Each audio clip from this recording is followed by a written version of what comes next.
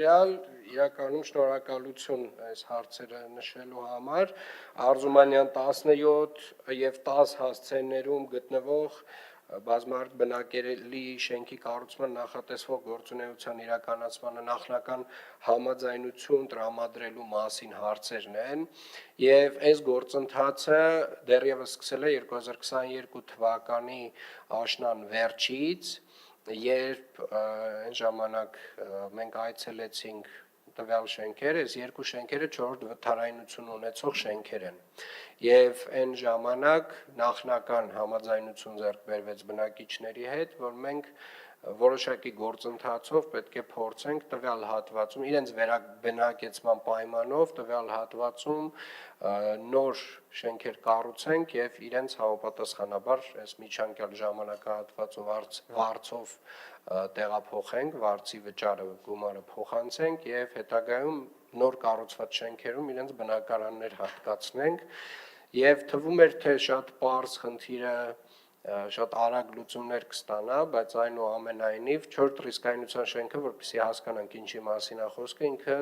փլուզման վտանգի ամենավերջին աստիճանի շենքն է և քանդման ենթակա է, այնուամենայնիվ եղան անձինք, ովքեր որ ենթադրում եմ փորձեցին ավել գումար ստանալ, ավել ինչ-որ մի բան ստանալ և դատական բոլոր հնարավոր քաշքշուկներից հետո վերջապես մենք հասել ենք այս շենքերի քանդման պրոցեսին ենք մոտեցել և նոր շենքեր կառուցելու, որտեղ որ և Արզումանյան 10-ի և Արզումանյան 17-ի բնակիչները կստանան համապատասխան բնակարաններ և այս բարդ պրոցեսի առաջին հանգրվանին ենք մոտեցել։ Սա այդ շենքերի մասով էր, այլ առաջարկություններ, խնդրեմ, պարոն Սուքիասյան։ Թրենդից հետ չմնալու համար ես էլ անդրադառնում եմ Պապ Թագավորի փողոցի անվանակոչման հարցին, ուրեմն տեսեք, նախագիծը ակտիվ քաղաքացի հարթակում դրվել է քվեարկության ապրիլ ամսին, ապրիլի 13-ին, դիտումները 226 կողմ, ընդամենը 30 դեմ 7, իսկ սա հանրային լեգիտիմություն չունեցող նախագիծ է, հիմա սա բերել չզեկուցվող անցկացնել ինչ է նշանակում, ոչ ավականու մեջ կա կոնսենսուս, ոչ էլ որևիցե հանրային ազդակ կա, դիցուք ասենք այդ փողոցի բնակիչներից որևիցե մեսիջ։ Ես առաջարկում եմ և միանում եմ այդ առաջարկին, որ անպայման սա դարձնենք քննարկվող, որպեսզի հասկանանք, թե ինչ փաստարկների ձեռներով հատկապես այդ փողոցը պիտի, այն որ Պապ Թագավորի անունով կարելի է և պետք է ունենալ փողոց, այո, դա չի քննարկվում, բայց տպավորությունն է, որ Պապ Թագավորը օգտագործվում է, որ Աղմիրյանի անունը անվանափոխվի, որպեսզի այդ մտահոգությունները փարատվեն և արգումենտավորվեն, ես առաջարկում եմ, այո, այս նախագիծը դարձնել քննարկվող։ Շատ լավ, այդ առաջարկը արդեն լսեցինք, հարգելի գործընկերներ, ուզում եմ վերհիշենք առհասարակ ով էր Արսեն Ամիրյանը և այստեղ իհարկե դժվար կլինի վերհիշել, թե ով էր Արսեն Ամիրյանը, որովհետև մոտավորապես 90%-ը այս դահլիճում նստած այդպես էլ հստակ չհասկացան, թե այդ մարդը ով էր, և այդ մարդու անունով Երևանի ամենակենտրոնական փողոցում մենք ունենք փողոց և ամենայն հարգանքով Ամիրյանների բոլոր սերունդների և ժառանգների նկատմամբ, բայց ես վստահ չեմ, որ այդ մարդը այն արժանիքները ունի, որ Երևանին հրապարակին կից փողոցը իր անունով անվանակոչված լինի, բայց ձեր առաջարկը նույնպես ընդունվեց, լսեցինք և կդրվի անպայմանորեն քվեարկության։ Այլ առաջարկություններ չկան։ Հետևապես պարոն Ավագյանի և պարոն Սուքիասյանի առաջարկությունները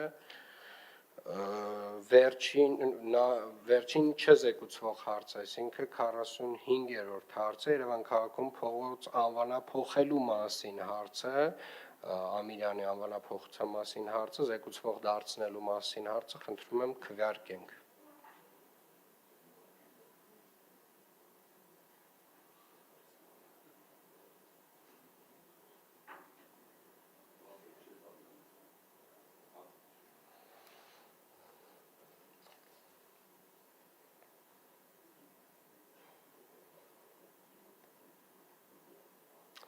Շնորհակալություն, հարցը մնում է չզեկուցվող։ Մենք ունենք մի հարց ծառայողական ավտոկայանատեղ կազմակերպելու իրավունք տալու մասին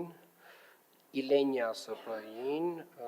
որին գլխադասային քաղաքաշինության եւ հողօգտագործման հարցերի մշտական հանձնաժողովի կողմից տրվել է բացասական եզրակացություն, ես կհանեմ այդ հարցը օրակարգից, մնացած բոլոր հարցերին տրվել են դրական եզրակացություններ, եւ առաջարկում եմ առաջին փաթեթով քվեարկել չզեկուցվող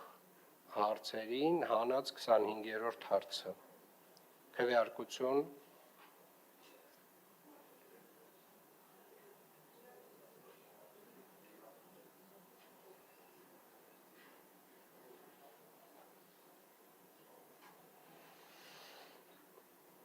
Չզեկուցվող հարցերն ընդունված են։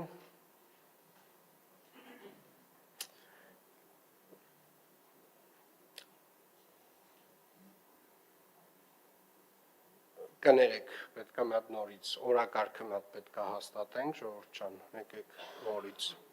օրակարգը հաստատենք, քվեարկություն։